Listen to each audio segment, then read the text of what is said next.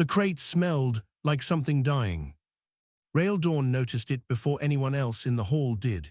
He was standing near the back of the human delegation, too junior to have a seat at the main table, old enough to understand exactly what was happening. The Velthari had arranged everything. The banners, the seating, the order of the gifts.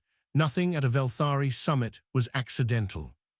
Orbital station Duras floated above a gas giant the color of a bad bruise. It was neutral ground, which meant it belonged to no one, and everyone used it to do things they did not want done at home. Today it hosted 6 alien delegations and 1 human team, all gathered because humanity had asked, politely, repeatedly, for trade access through Velthari space.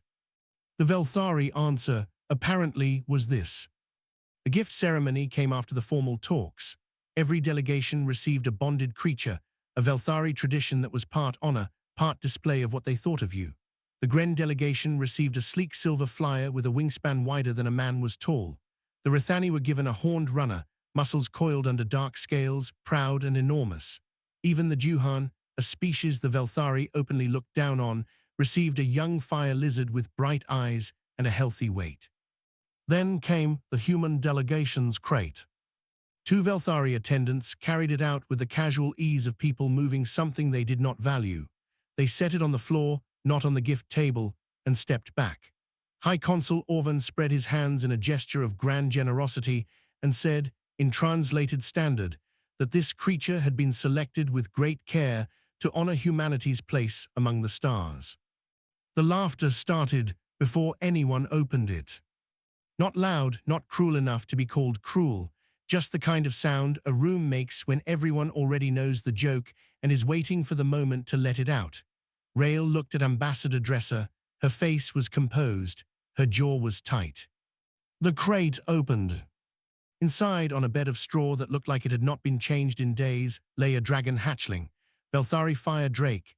It would have been recognizable as one even to someone who had never seen the species, the wing structure, the jaw shape, the faint ridge along the spine. But it was small, terribly small. Its ribs showed through thin skin. One wing folded against its body in a way that looked wrong, an angle that was slightly off from the other side. Its eyes were open but dull. It was alive, barely. The laughter became easier now. Open. The Rithani delegate said something in his own language that made his aide cover a smile. Orvan said the creature had been chosen to reflect the deep bond the Velthari hoped to build with humanity, and something in his tone made that mean the opposite of the words. Dresser said, "We are honored," and meant neither word. After the ceremony, in the small prep room assigned to the human team, she looked at the crate and said to no one in particular, "It should be put down, humanely. There is no shame in it. The animal is suffering." The junior staff nodded. It was the practical answer. It was probably the right answer. Rail did not say anything. He sat down beside the crate and looked at the hatchling for a long time. Then he went to the station's medical bay and spent 40 minutes explaining to a confused medic why he needed nutritional compound information for a species that was not in any of the standard databases. He found enough cross-reference data on Velthari drake biology from 3 separate academic files. He synthesized something close enough from what the bay had on hand. The medic told him it probably would not work. He said he understood. He went back to the prep room. The others had gone to their quarters. He sat on the floor beside the crate, warmed the compound to the right temperature, and coaxed the hatchling to take it drop by drop from the tip of his finger. The first few drops came back up. He waited, tried again. The hatchling's tongue moved, small, slow, real. By the 3rd hour, it was taking the drops without resistance. By morning, it was still alive. He had not named it yet. He did not know if naming it was something he should do before he knew it was going to live. That felt like a rule, though no one had taught it to him. You did not name things you had not yet decided to keep. He decided somewhere around the 5th hour, in the particular quiet that comes at the end of a night, when the outcome is still uncertain, but the direction is not. He would keep it. Outside in the hall, the summit continued. Trade routes were discussed. Humanity's requests were heard and filed and set aside. The High Consul gave a closing address about the importance of knowing one's place in the order of things. In a small prep room at the back of the station, a man sat on the floor and kept a dying thing alive through the night because he had decided that was what he was going to do. The hatchling's heartbeat was faint under his hand. It was there, though, it was there. Some things are not built in a moment. They are built in the space between moments, in the choices that no one records, in the habits that no one watches. What Rail and Sorn became was built exactly like that, quietly, over years that felt like nothing from the outside and like everything from within. Rail named the hatchling Sorn on the second day when it bit his thumb hard enough to leave a mark. He took that as a good sign. He brought Sorn back to Earth inside a temperature-regulated case that he carried as personal luggage. The customs officer at the transit hub stared at the manifest for a long time. Rail answered every question with the same level voice. Yes, it was a Velthari fire drake. Yes, he had documentation. Yes, it had been received as a diplomatic gift. The officer eventually let him through with the expression of a person who had decided this was not his problem. Dr. Hesse Wolf was a xenobiologist at the Academy Research Annex. She had spent 15 years studying alien-bonded species and had written 3 papers that no one outside a very narrow field had read. When Rail showed up at her office with Sorn in a carry case, she looked at the hatchling for about 4 seconds and then said, "Leave him with me for a week." The week became a month. The month became a working relationship that lasted the next 13 years. Wolf's first major finding came early. Sorn's wing, the one that looked wrong, that had drawn laughter from a room full of alien dignitaries, was not damaged. The bone structure was old, older than modern Velthari drake breeding records by several thousand years. The angle that looked like a defect was actually an ancestral joint configuration that Velthari breeders had eliminated over generations because it did not look clean in parade formation. In terms of function, it allowed a tighter turn radius at low altitude than any current line drake could manage. It looked broken. It was not broken. Rail filed this information and said nothing publicly. He was learning when to be quiet. His career moved slowly. He was competent, his superiors noted that consistently, but he kept refusing the right things. When a senior posting opened on Verath Station, he was told, gently, that Sorn would be a problem there. The Verath delegation found bonded creatures unsettling if they were not of a recognized prestige species. Rail declined the posting. His file gained a note. It happened twice more in 3 years. Each time the explanation was different. Each time the shape was the same. Sorn was inconvenient. Sorn was too small. Sorn did not project the right image for a human diplomat trying to be taken seriously. Rail took a posting on Vardis Prime instead. It was a frontier colony world, mining and agriculture, rough weather, no political theater. It was considered a punishment posting for someone with his credentials.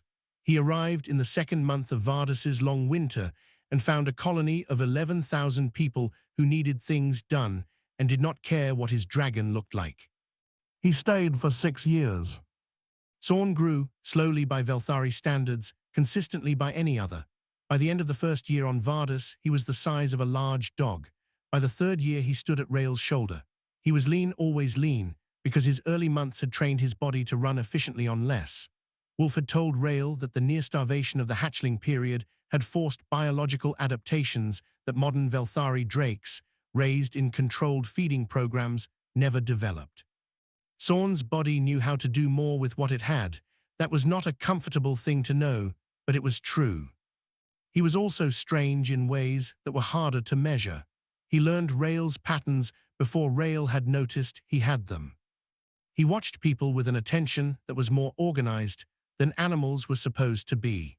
He learned 17 words of hand sign after watching Rail use them with a deaf colleague on the colony, and began using 3 of them correctly on his own. Wolf, when Rail told her, was quiet for a moment and then said, "Don't put that in any official report yet." The mining collapse happened in Rail's 4th year on Vardis. A lower shaft gave way during a survey run. 3 workers were trapped in a passage too narrow for rescue equipment. The shaft was also too narrow for the colony's emergency crawler, and too angular for any drone with enough lifting capacity to be useful. Rail looked at the passage measurements. He looked at Sorn. Sorn went in. It took him 22 minutes. He came out with a worker held carefully in each foreleg and one gripped in his jaw by the back of the work suit, unhurt, set down on the ground outside the shaft entrance like objects he was responsible for. The colony gave Rail a handshake and a bottle of something local and strong. The incident made regional news for about a day and was then replaced by a crop report. A Velthari cultural observer assigned to the frontier sector filed a routine report that month. Item 7 noted that the hatchling given to the human delegation 4 years prior was still alive and appeared to be in active use on a colony world. The observer marked it as a curiosity. The report went to an archive. No one followed up. Rail, reading to Sorn in the evenings by the colony's weak exterior lights, did not know the report existed. He was not thinking about the Velthari. He was thinking about the next survey run, about whether Sorn's growth rate was going to level off, about a passage in a xenobiology text that Wolf had flagged for him. Outside the window, Vardus Prime's second moon was rising.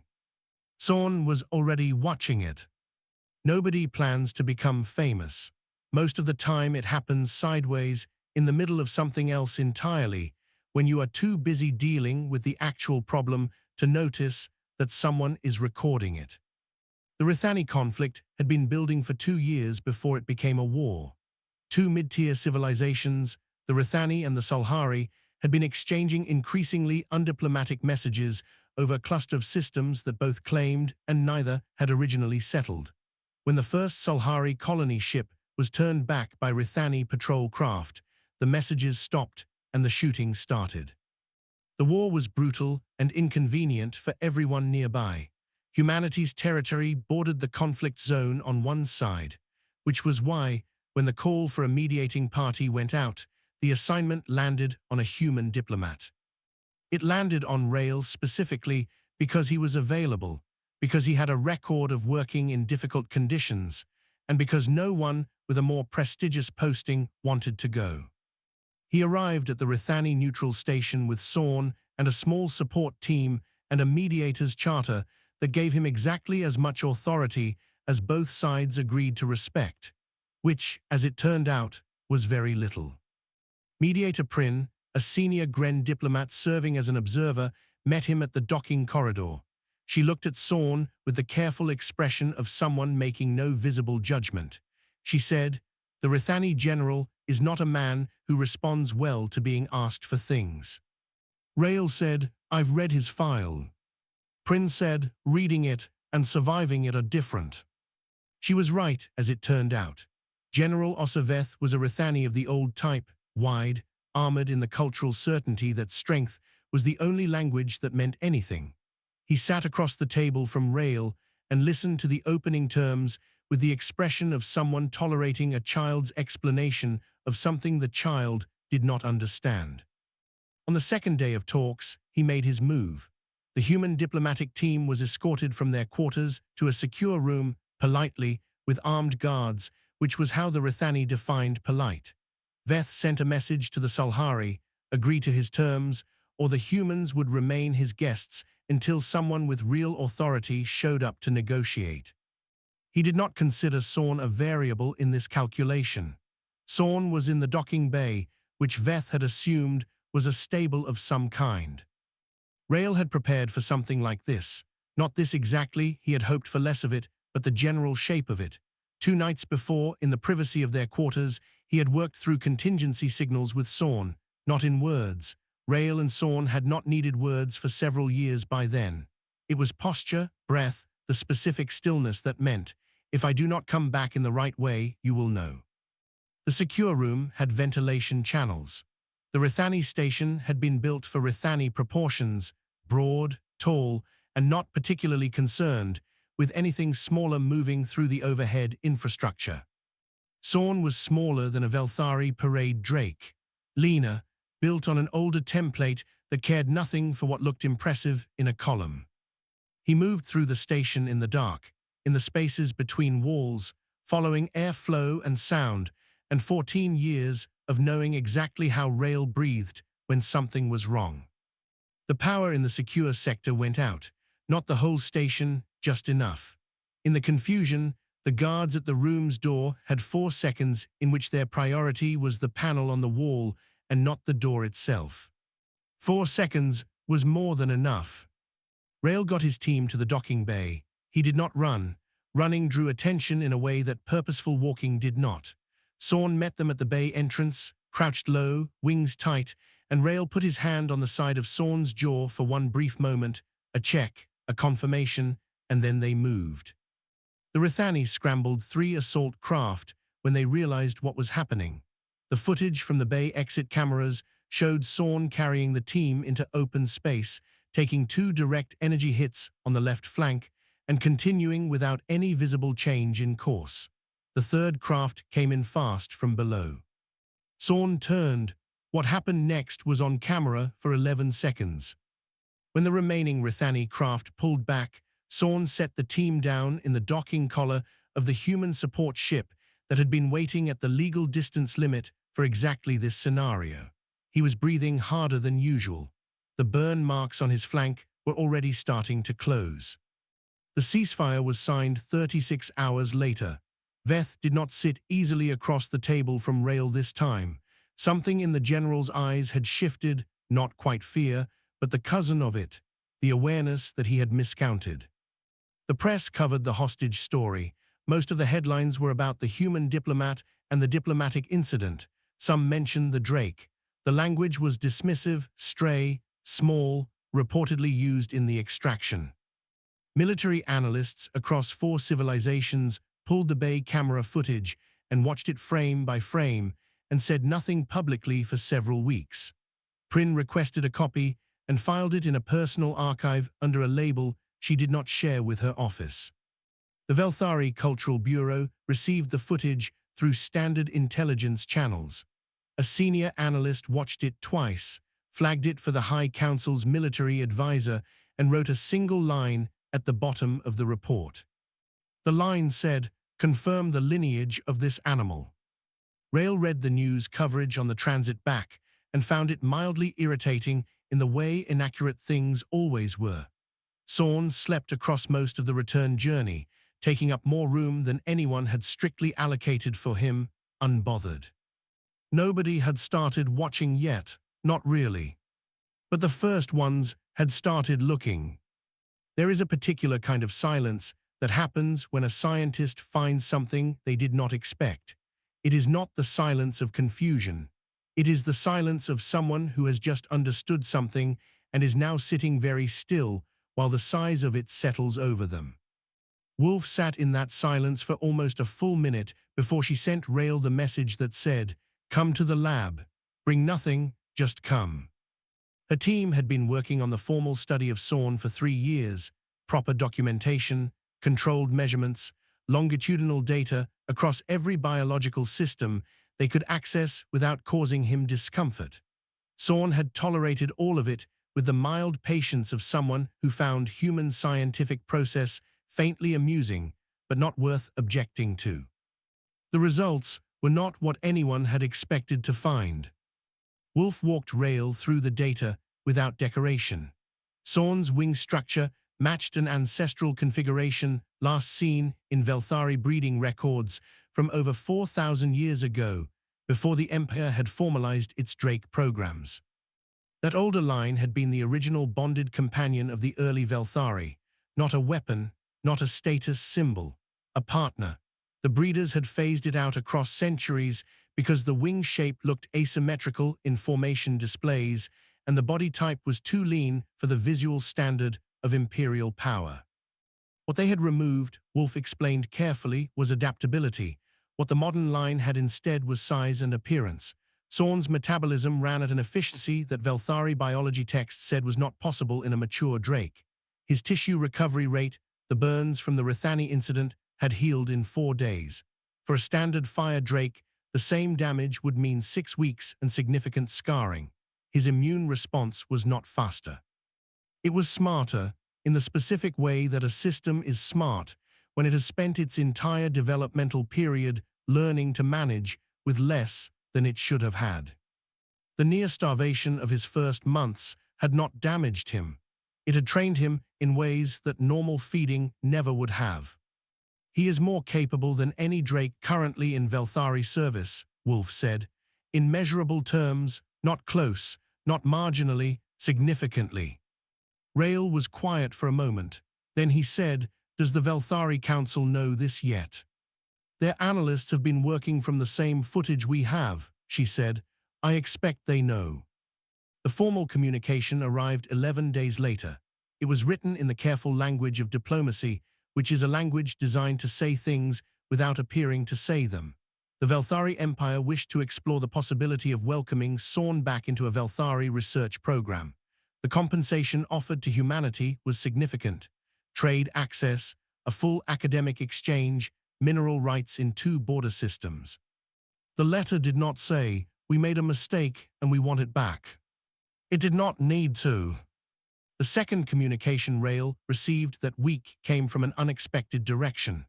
Archivist Kelth was an elderly Velthari scholar, retired from the Imperial Breeding Authority, known mainly to a very small community of historians interested in early Drake lineages.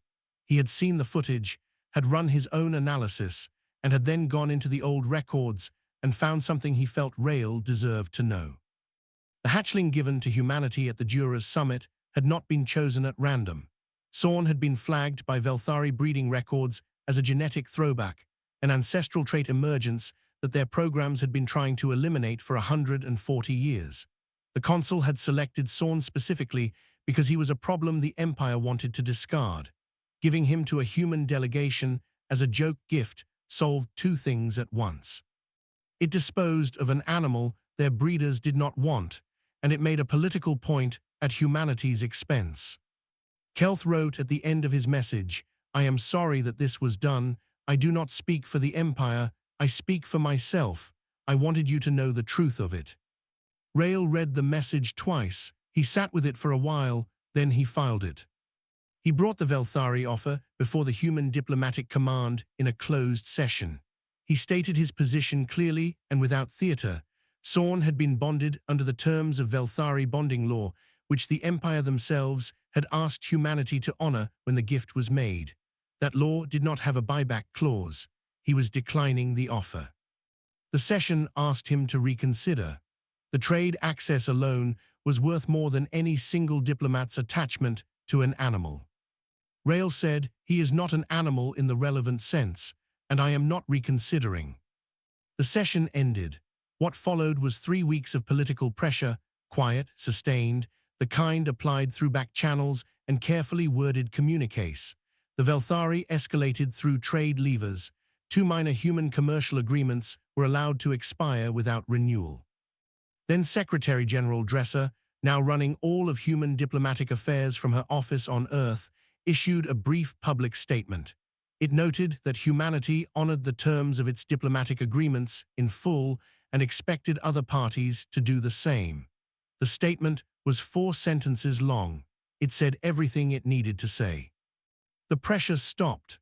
The political line had been drawn, and humanity had stood on the right side of it.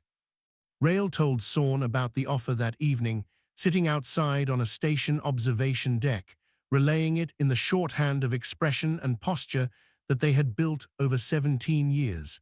He told him the offer. He told him what he had said in response. Sorn listened. He turned his head and looked at the stars past the viewport, at the thick scatter of them, at the dark between. Then he turned back and looked at Rail for a moment with the particular attention he used when something mattered. Then he looked away again. It was enough. Between them, it was always enough. What the Velthari had thrown away because it looked wrong had turned out to be exactly what their bloodline had once been built on. They had discarded their own foundation because it did not look impressive in formation. And now, it sat on a human observation deck and watched the stars with a man who had fed it by hand in the dark when everyone else said to let it die. The galaxy was beginning to understand that something had been in motion for a very long time. It had simply not been watching. The outer drift was the part of space that civilizations pointed to when they needed an example of what happened when no single power held the line. It was not lawless in the dramatic sense. It was lawless in the ordinary sense, the slow kind, where supply ships arrived late and medical stations ran out of things and children grew up knowing that help, if it came at all, came from themselves. 3 inhabited systems in the drift had been under blockade for 4 months when Rail read the full situation report and decided to go. The Gorvath Syndicate ran the blockade. They were not a government. They were an old mercenary corporate structure that had learned over decades that the gap between political powers was a profitable place to operate. They extracted resources, charged transit fees that amounted to ransom, and maintained their position through the straightforward logic that attacking them was more trouble than ignoring them. No major civilization had decided differently. The drift was not their territory. Its people were not their citizens. The math was simple. Rail did not do the same math. He put together a relief convoy, 6 ships, enough medical supplies and food stock to break the immediate crisis, and requested minimal military escort from Admiral Sen Brova of Human Frontier Command.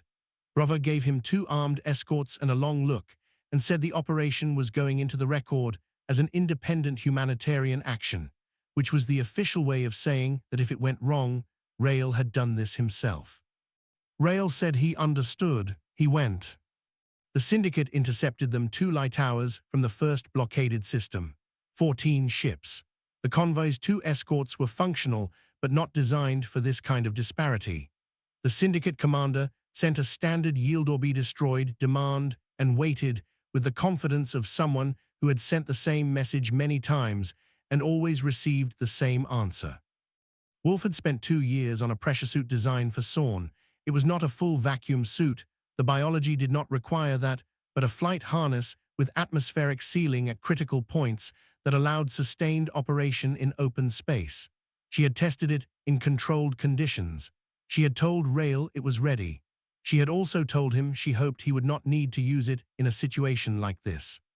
Sorn went out through the convoy's rear bay door into open space, and for a moment was just a shape against the stars, lean and still, and then he moved. The Syndicate fighter screen was 16 craft. They were fast, well-armed, and built on the standard template that every mercenary force in this region used, a template that had been designed with other fighters in mind, not something that did not fly in straight lines. Sorn did not fly in straight lines. He never had. The ancestral wing joint that Velthari breeders had eliminated for looking wrong allowed turns that fighter targeting systems registered as errors. 3 minutes and 40 seconds after he cleared the bay door, the fighter screen had been removed from the calculation. He had not killed all of them. He had not needed to. He had broken their coordination, damaged 6 beyond combat function, and the rest had understood and moved. Then the capital ships began firing. They were not careless about it. They concentrated fire, adjusted for his movement pattern, and scored hits. Real ones. Sorn took energy fire on his left side and his undercarriage and one wing, and he went down, not slowly.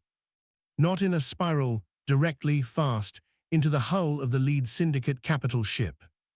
The external cameras on the convoy ships lost him at that point. The Syndicate commander announced on an open channel that the creature had been destroyed and demanded immediate convoy surrender. His voice had the quality of a person wrapping up a problem that had briefly been more complicated than expected. 40 seconds passed. Then the internal alarms of the lead capital ship began to register. Hull integrity in the aft section. Secondary power, life support in 2 decks. The commander's voice on the open channel changed quality in the way that voices change when the information being received is not the information expected. Sorn came up through the hull from the inside. The Syndicate fleet scattered in under 6 minutes. 3 ships attempted an organized retreat and managed it. The rest chose individual directions and moved fast and did not look back. The lead capital ship went to minimal power and broadcast a general distress signal, which was the formal way of removing itself from the engagement. The convoy moved forward through the blockade corridor into the first of the 3 systems. The docking station personnel, who had been watching the sensor returns in stunned quiet, took 11 seconds to respond to the hailing signal. Rail was formally censured by diplomatic command for conducting an unsanctioned military-adjacent operation. The censure was reversed 3 days later, which was the official way of recording that it had been right, but could not be said to be right yet. The battle footage came from 9 sources simultaneously: convoy ships, station sensors, 2 syndicate craft that had been recording for their own operational logs and had not thought to delete the files before drifting into reception range. The footage covered 4 minutes and 20 seconds of the most-watched sensor recording in that region of space for the next 2 years. Military analysts in every significant civilization ran it again, ran it a third time on different parameters. They were not looking for what they expected to see. They were trying to understand something they had not built a framework for yet. The Velthari High Council convened without announcement. The session lasted 6 hours. What was decided in that session was not made public, but 3 of the 5 council members requested personal copies of the full footage archive. On the 3 worlds that the convoy reached, power came back on in stages: medical stations first, then food distribution networks, then the ordinary lights of ordinary life. People who had been managing on reduced everything for 4 months sat in the light and did not say much. Outside the largest settlement on the first world, on a flat open plain that was the only available landing space, Sorn rested. The burns had already started to close. He was breathing slower than usual, but evenly. Children from several species came to the perimeter fence. They stood and looked at him. He looked back, steady and unhurried. One child reached through the fence and touched the side of his jaw very carefully. He did not move. He lowered his head slightly, just enough to make it easier. The child's hand stayed there for a long time. That part was not in the footage anyone was analyzing. 20 years changed the shape of things. Orbital station Duras still floated above the same gas giant. The giant had not changed. The stars around it had not changed. But the people walking the corridors of the station were different, younger in some cases, older in others, and carrying in their expressions the weight of a galaxy that had shifted under them in ways that none of them had fully predicted. The summit that gathered here now was not the small trade negotiation of 2 decades ago. It was a full Galactic Council session, territorial rights in the outer drift, a framework for the mid-tier civilizations that the major powers had spent too long ignoring, a formal accounting of what the syndicate conflict had shown about the gaps in existing agreements. 6 major civilizations, 14 secondary delegations, 1 human team co-chairing. Not tolerated co-chairing. Rail Dawn was 44. The years had done to him what years do, a steadiness in the eyes that does not come from calm, but from having been through enough that surprise is no longer the first response to anything. He walked the corridor from the docking arm to the main hall with Sorn beside him, and people moved, not in fear exactly, but with the instinctive adjustment that happens when something significant occupies the same space as you. Sorn was not enormous. That was the thing people expected and did not find. They expected the creature from the footage to be massive, built like a weapon, scaled for spectacle. He was large. He moved with a weight that registered in a room, but he was lean, still lean, built on the old template that cared nothing for appearing powerful. He simply was. There was a difference, and anyone who spent more than a minute near him felt it. The Velthari delegation arrived on the second day. High Consul Vethorin was 41, the son of the official who had once retired to an account of amused contempt about the human who nursed the runt. He had grown up with that story. He had also grown up watching what the story became. There was no warmth between him and Rail, too much history for that, and too clear an understanding on both sides of what that history contained. But when they shook hands in the formal corridor of the main hall, it was the handshake of 2 people who knew exactly who they were dealing with. Vethorin made his formal statement before the assembled delegations that afternoon. He had drafted it himself. His aides had suggested softer language in 2 places. He had declined. He stated that the Velthari Empire acknowledged that the gift made at this station 20 years ago had been made in error. Not an error of cruelty, he used that phrasing carefully, but an error of ignorance. They had not understood what they were discarding. They had not understood what they were mocking. The galaxy had watched the consequence of that ignorance across 2 decades, and the Empire acknowledged it on record, in this room, in front of every delegation present. He did not apologize. Apologizing was not a Velthari political concept, but acknowledging ignorance in their culture was harder. It cost more. He then made a second statement. The Velthari Empire formally requested access to Sorn's genetic archive, not to reclaim, not to demand, but to understand what their breeding programs had eliminated. They wished to know what they had lost. They were asking. The hall was quiet in the way that halls are quiet when something significant has just been said, and everyone is waiting to see what it means. Rail looked at Sorn. This was the part that the summit's official transcript would record as an 11-second pause before the human secretary responded. The transcript would not record what happened in those 11 seconds, the look that passed between a man and a creature that had been navigating the same world together for 2 decades, the particular quality of attention that Sorn brought to the question, the fact that this was a real question being asked of him rather than a decision being made for him. Sorn lowered his head. Slowly, deliberately, the Velthari gesture of conditional agreement, old enough that several members of the Velthari delegation visibly reacted, because it was a gesture from the historical record, from the early bonding period, from before the breeding programs had standardized everything into display and distance. 3 of the Velthari delegates looked like something had moved in them that had not moved in a long time. The summit ran for 4 more days. Treaties were signed.